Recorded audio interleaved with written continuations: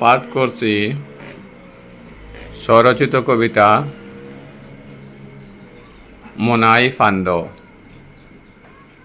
৫-১০ মিনিটর শুকর লালস ফড়িয়া ২০-২৫ বছরের বোঝা লইল খান্দ। না বুঝিয়া মনাই আটকি গেছে মহাফান্দ।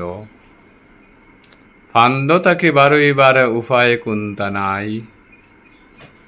জীবনে যাইত ফান্দরে ভিতরে তাকি তাকি, বুঝা বইয়া বইয়া যাওয়াই তত নাই। অকুল হকুল দিয়কুল গেল তার, লালস ফড়িয়া মনাইর জনম বেকার। তুমি মালিকে যদি মনাইরে না করো উদ্ধার, আউয়া মনাইর বাসিবার পথ নাই আর।